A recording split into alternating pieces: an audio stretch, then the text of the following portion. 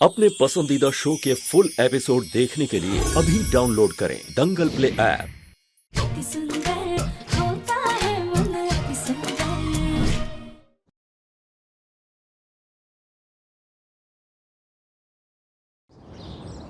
राधिका, दिवाली तो मन गई, अब जल्दी से प्लानिंग कर लेते हैं। कौन सी प्लानिंग? राधिका,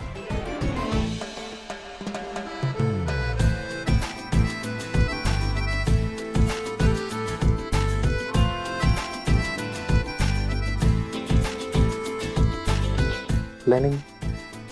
जी नहीं दिव्यम जी। जी हाँ राधिका। दिव्यम जी, अभी हमें खाने की तैयारी भी करनी है ना, ये सब बात है। राधिका, राधिका, राधिका।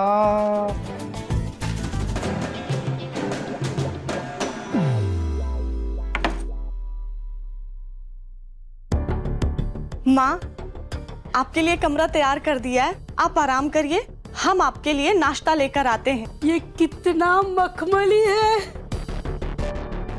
वैसे कली, ये नीचे सजावट क्यों हो रही है? कोई त्योहार है क्या?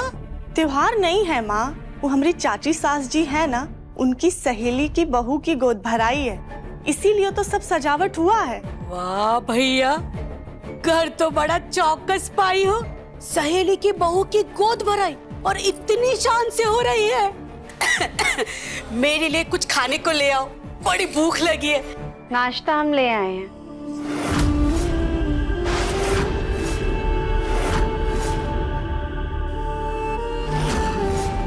हमें पता था, इतना सफर करके आई हैं आप, भूख तो लगी ही होगी आपको। अरे देवरानी जी, आप क्यों ले आई? हम आ ही रहे थे लेने। कली भाभी, नाश्ता आप लेकर आए या हम, बात तो एक ही है ना। और वैसे भी आपकी मम्मी इतने दिनों बाद आई हैं, तो आप उनके साथ समय बिताइए, ये सब हम देख लेंगे। तुम कितनी प्यारी हो। राधिका बेटा, एक गिलास चाय मिल जाती ना तो बड़ा मजा आ जाता। ठीक है आंटी जी, हम अभी लेकर आए।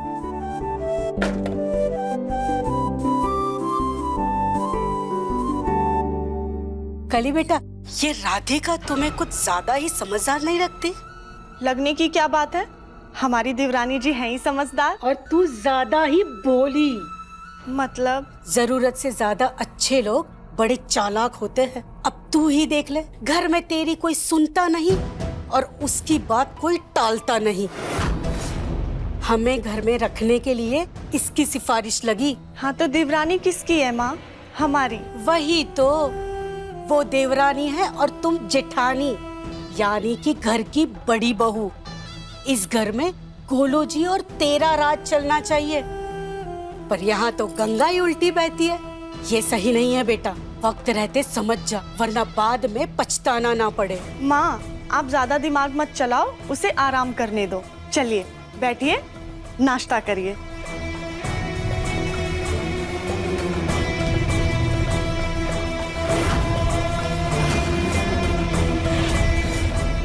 अच्छा हुआ जो हम चले आए, अब घर में बेटी दामाद का रुतबा बना के ही जाएंगे। अच्छा संभाल कर। हाँ,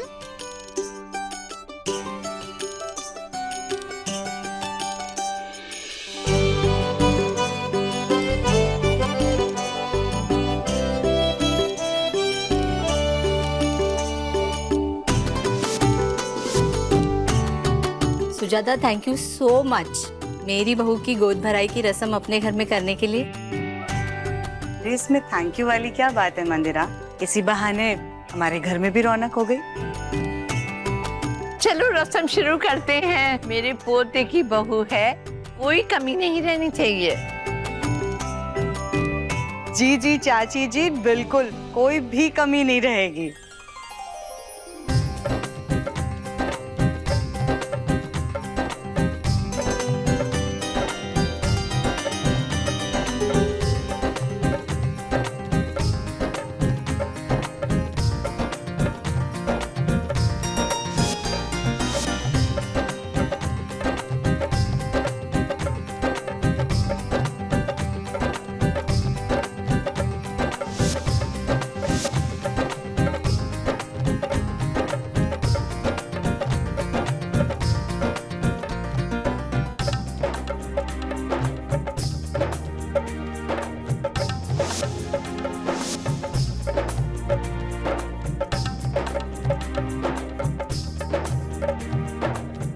लड्डू गोपाल जी का आशीर्वाद हमेशा नन्हे मुन्ने पर बना रहे।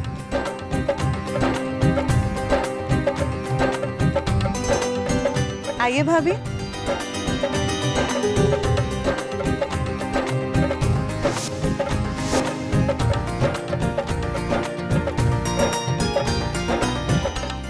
राधिका, कली, ये लो। दादी ये सब क्या है? जाओ मंदिरा की बहू की गोद भराई की रस्म पूरी करो। एक गर्भवती का आशीर्वाद बहुत फलता है। आंखें बंद करने से पहले पड़पोते और पड़पोती का मुंह देख लूं, तो फिर मैं इस दुनिया से आराम से जा सकूंगी।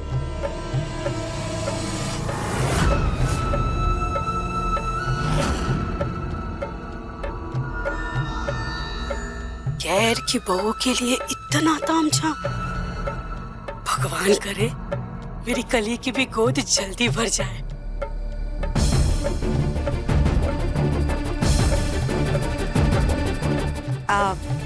ये कविता भाभी की बहू है कली।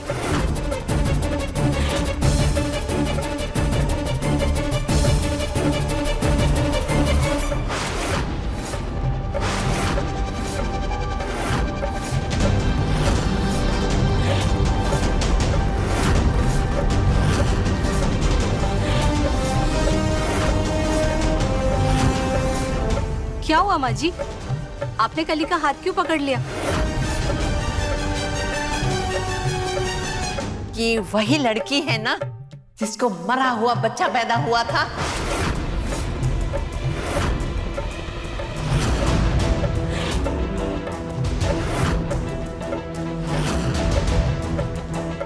हाँ बहन जी, लेकिन उस बात का इससे क्या लेना देना? आपने तो सारी हदें पार कर दी। बच्चों से तो मुझे ज्यादा उम्मीद नहीं थी, लेकिन आप तो बुजुर्ग हैं, आपको तो सब मालूम है। जिस औरत का मरा हुआ बच्चा पैदा हुआ, उसकी परछाई अगर गर्भवती महिला पर पड़ेगी तो ये अपशगुन नहीं होगा।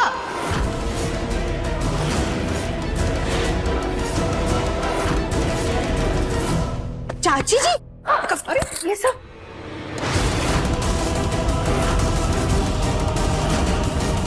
दूर हटो यहाँ से, मेरी बहू के पास भी मत आना। चाची जी, आजकल ऐसी तकियानुसी बातों को कौन मानता है? जब तुम्हारी बहू माँ बनने वाली होगी तब तुम सारी रस्में कली से करा लेना। अगर इसके दुर्भाग्य की परछाई हमारे पर पोते या पर पोती पर आ गई तो हमारा परिवार तो खत्म हो जाएगा ना। क्यों बहनों, मैं कुछ गलत कह रही हूँ?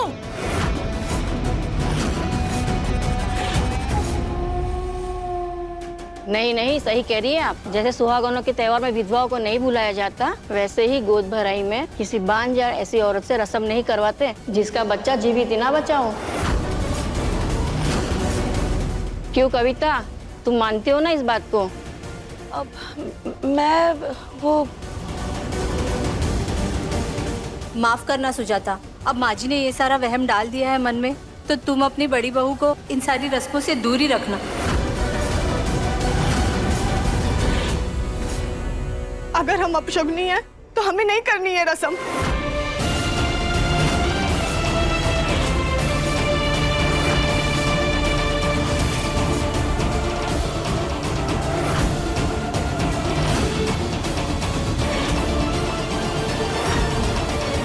कली भाभी, आप कहीं नहीं जाएंगी।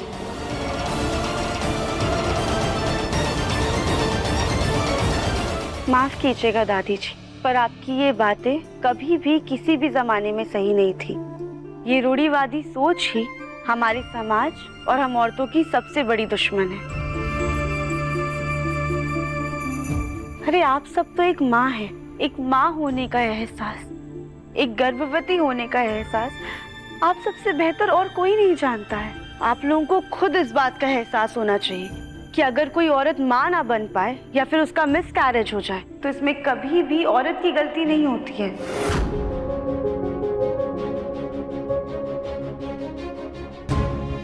माँ बनना तो हर औरत का सपना होता है, और जिसका ये सपना पूरा हो जाए तो बहुत ज्यादा भाग्यशाली होते हैं।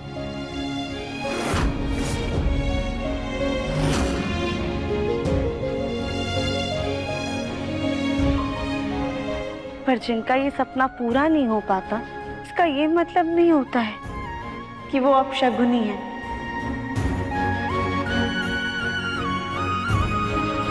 सुख दुख तो प्रकृति का नियम है, ये सब हमारे हाथों में नहीं बल्कि ऊपर वाले के हाथों में होता है। कली भाभी के साथ जो भी हुआ, भगवान ना करे कि किसी भी औरत को वो दुख झेलना पड़े। पर इसमें कली भाभी की कोई गलती नहीं थी, वो तो भगवान की मर्जी से हुआ था। और कौन कहता है जिसका बच्चा जन्म जीवित नहीं होता है वो औरत अपशगुनी होती है?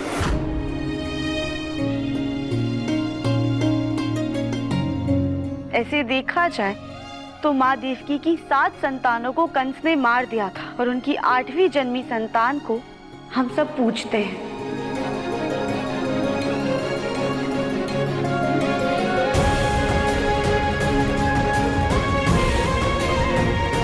उनके बाल स्वरूप लड्डू गोपाल को हर गर्भवती औरत की गोद में रखकर उन्हें बाल गोपाल का आशीर्वाद दिलवाते हैं।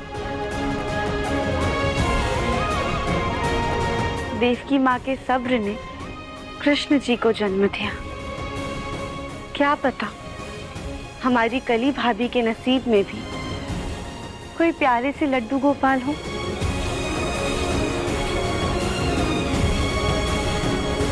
दादी जी, आप चाहती हैं कि कली भाभी की परछाई भी बच्चे पर ना पड़े, पर एक बार इनकी मुस्कान तो देखिए कितनी प्यारी है। अरे हमारी कली भाभी जितना हंसमुख इंसान तो कोई है ही नहीं। क्या आप नहीं चाहती हैं कि आपके पर पोता पोती हंसमुख हो? और सबसे ज्यादा जरूरी बात, एक औरत माँ बन पाए या नहीं, पर उसमें ममता कूट कूट कर भरी होती है।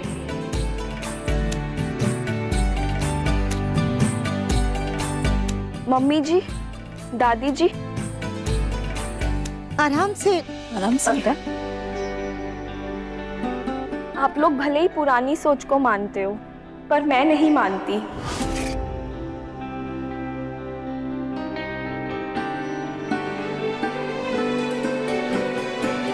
मैं तो चाहती हूँ कि मेरी गोद भराई की रस्म कली ही करे और मेरे होने वाले बच्चे को आशीर्वाद दे। वो कहते हैं ना कि इन 9 महीनों में जितने अच्छे लोगों से मिलो और जितना आशीर्वाद लो, उतना ही बच्चे में गुण अच्छे आते हैं। माफ करना कली बेटा, हम लोग कुछ ज्यादा ही बोल गए। पर राधिका, तुमने तो मेरी आंखें खोल दी। घर की छोटी बहू होते हुए भी तुम कितनी समझदार हो। कली, आओ रस्म करो।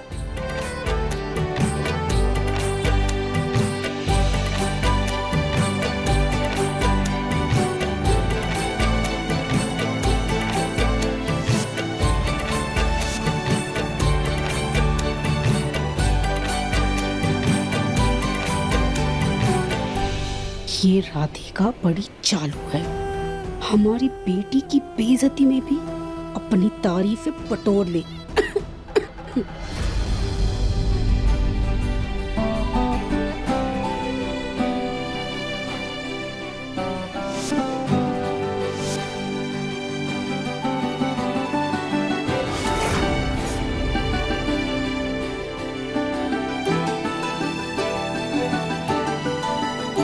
देवरानी जी रुकिए।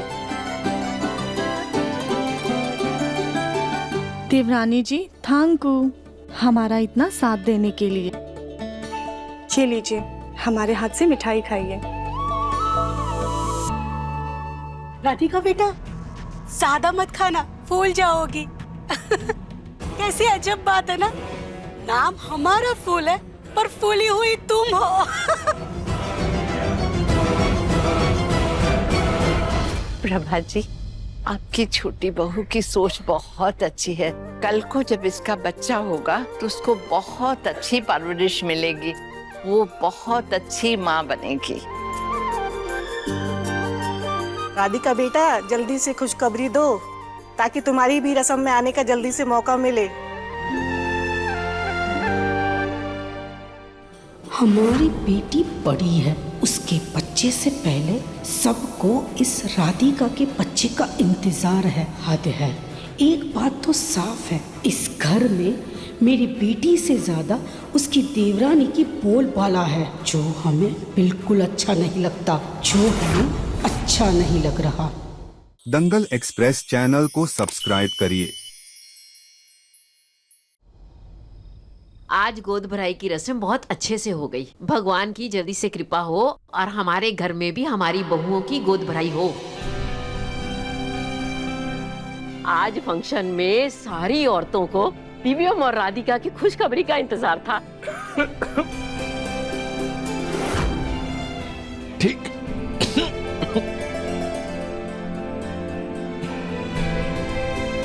हम आते हैं। बात तो सही है माँ, आखिर मैं भी कब तक अपने बिजनेस की बागडोर संभालूंगा। बस इन दोनों के बच्चे हो जाएं तो मैं भी रिटायरमेंट लेकर के अपने पोता पोती के साथ खेलूंगा। और वैसे भी बेटा, आगे चलकर तो तुम्हें बिजनेस संभालना है। आगे चलकर जैसे जग्गू ने अपना बिजनेस दिव्यम को दिया, दिव्यम तुम्हें भी अपना बिजनेस अपनी संतान को देना है, फिर आगे वो संभालेगा। क्यों मम्मी जी? बिजनेस पर सिर्फ और सिर्फ देवर जी का ही हक है। देवर जी के बाद उनके बेटे दिव्यम का, फिर दिव्यम के बेटे का ही अधिकार होगा। मेरे गोलू का और उसके आने वाले बच्चों का क्या?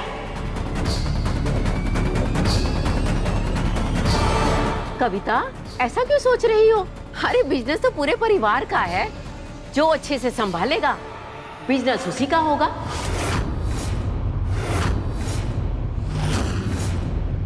वैसे भाभी बुरा मत मानिएगा, लेकिन भाई साहब को भी कभी बिजनेस में कोई दिलचस्पी नहीं रही है और ना ही गोलू को, इसलिए हमें गोलू की होने वाली संतान से भी कोई खास उम्मीद नहीं है।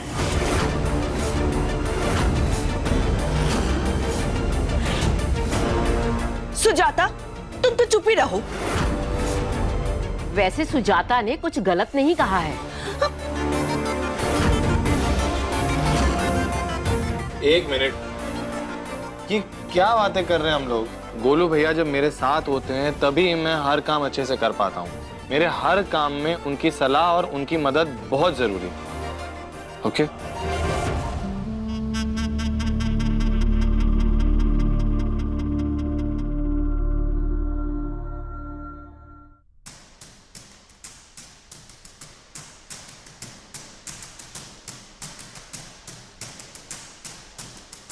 ये दिव्यम बबुआ का खाना अलग सा क्यों है? दरअसल आंटी जी, दिव्यम जी ना बिना तेल और मसाले का खाना खाते हैं, इसलिए इनका खाना अलग है। तो तुम क्या खाओगी? हमारा मतलब ये था कि सब लोग बच्चे के बारे में बात कर रहे थे, तो तुम भी अच्छा खाओगी तो अच्छा बच्चा पैदा होगा, और ये तेल मसाले वाला खाना खाओगी तो बच्चा भी तुम्हारी तरह मोटा और तंदुरुस्त पैदा होगा।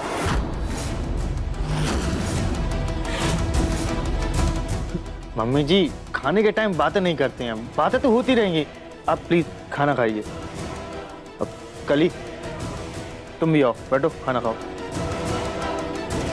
गोलू,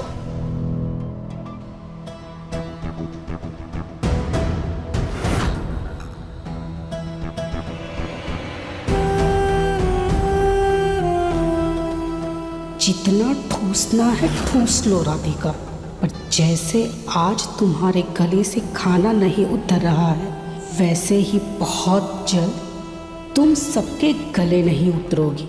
बस उतरोगी तो तुम सबकी नज़रों से, क्योंकि तभी हमारी कली सबकी नज़रों में चढ़ेगी और सबके दिल में अपना घर, अपनी जगह बनाएगी। अभी सब्सक्राइब करें हमारा चैनल और पाएं मन सुंदर के सारे शानदार एपिसोड्स।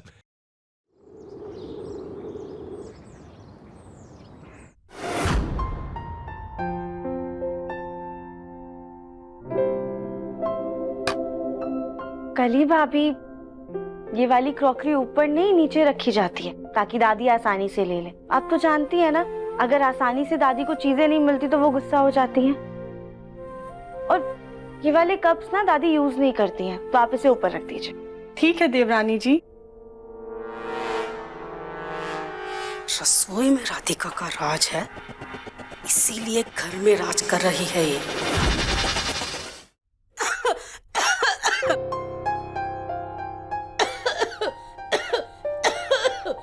कली भाभी, आंटी जी की खांसी तो बढ़ती ही जा रही है। आप एक काम कीजिए, आप उनका ध्यान रखिए, हम ये सब कर लेंगे।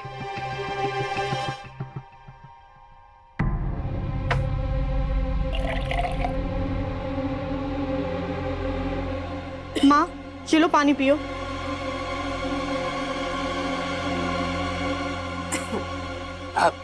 राधिका बेटा जी, तुम कितनी समझदार हो। कली को भी कुछ समझाओ ना कि दूसरे बच्चे के बारे में सोचे। क्या माँ, आप भी ना।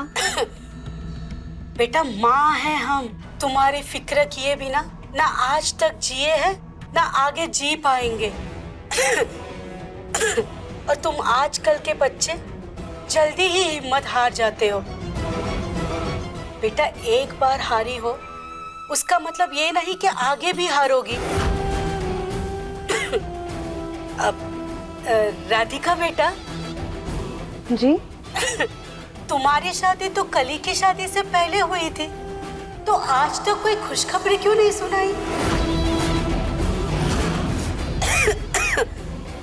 कोई परेशानी तो नहीं है ना? कैसी परेशानी आंटी जी? वजन की कोई दिक्कत तो?